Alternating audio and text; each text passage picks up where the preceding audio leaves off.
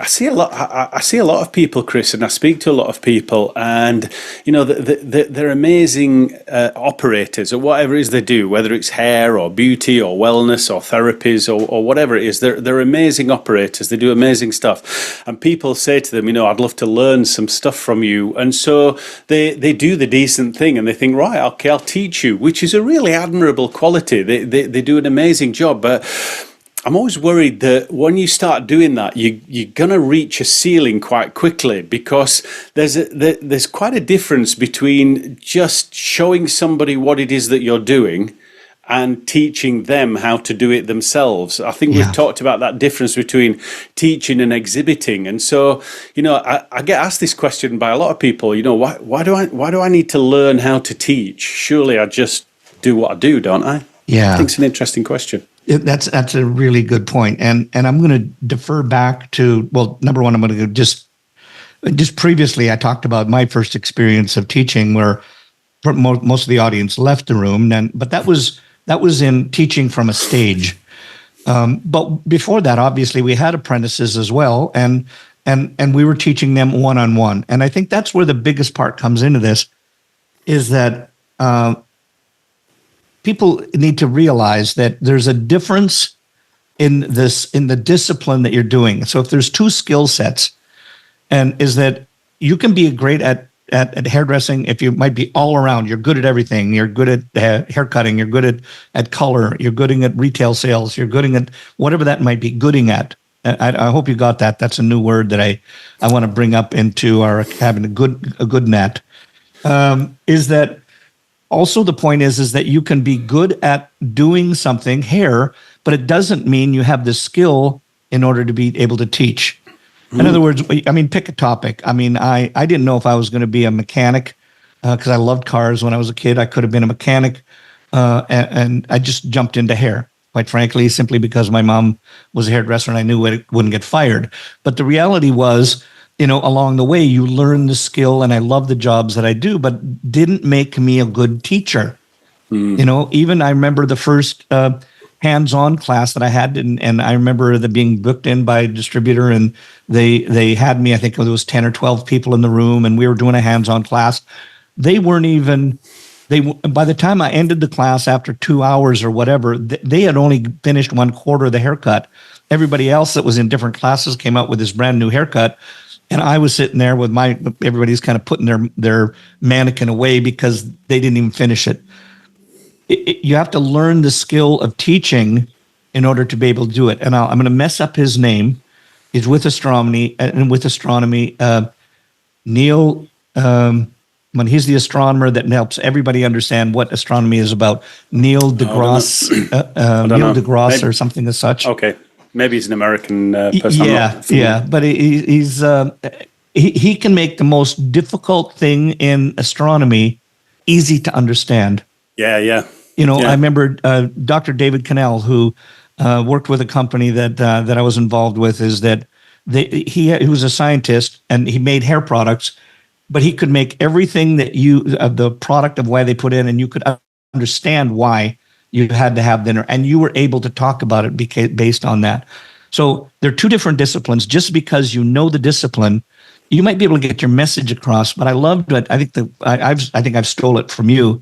I heard you say this one time. You said, "I can teach you, but I can't learn you." And, that's it. Yeah. And if you can't, if you're not a good teacher, it's even going to be more difficult for that person to lead.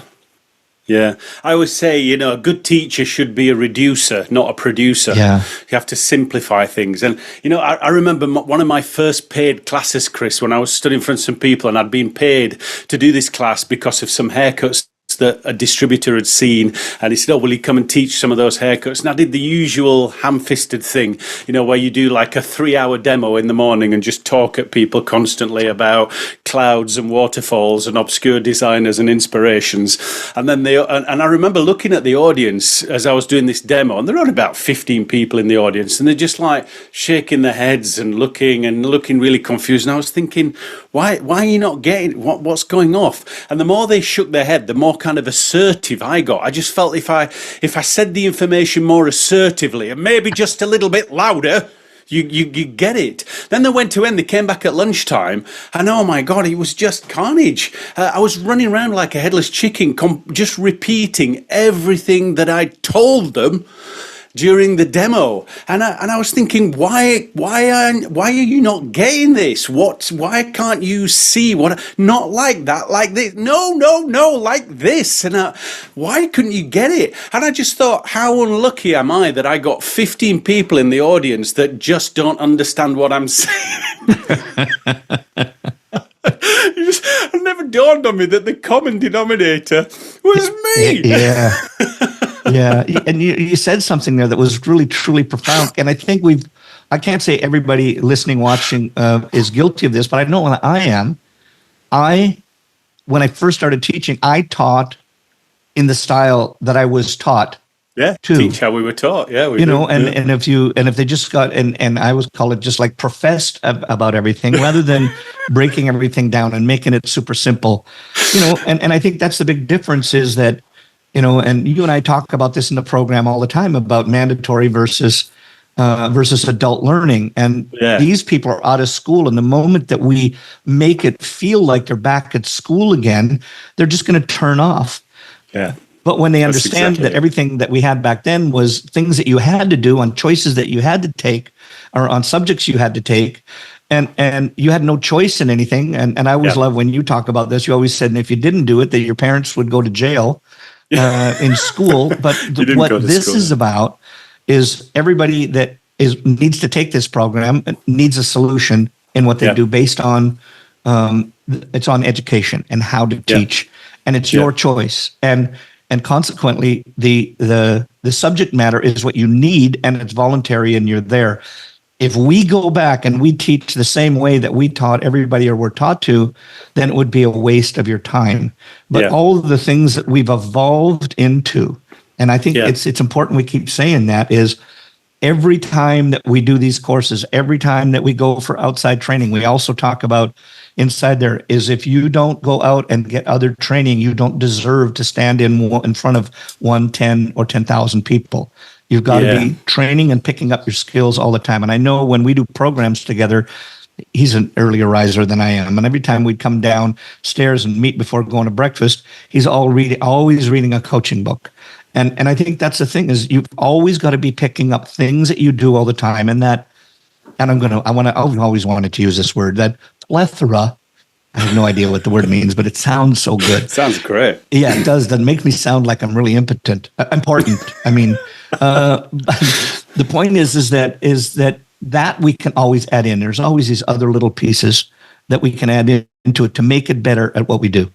Yeah, it's just, ultimately, it's not simply about sharing tasks with people or showing people tasks. Can we break it down into steps? Do we know which steps need to be delivered and which steps need to be discovered? That's a big difference, and how do we alter and amend and adapt the information so that it lands on everybody's platform, regardless of where they stood and what have you, So I think, there's a great skill to teaching. But like everything else, we always say this, Chris, teaching is a task and tasks can be taught.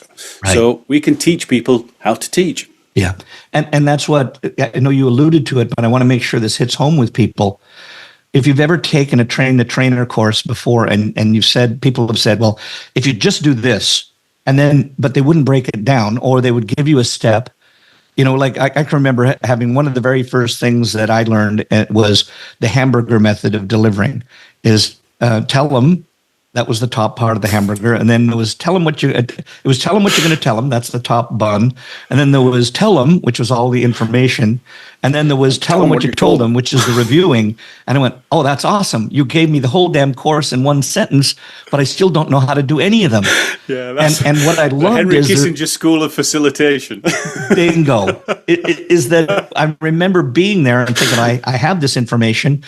The biggest thing that I think both of us have learned in this is that if you can take any one piece and you can break it down into like a three-stepper, people that you can remember. Like one of the things that we teach is just when you're opening or connecting with anybody is just how do we use PAR, a simple three-lettered word, pain associated results. And then how do you get that? And quite frankly, there's many steps inside there.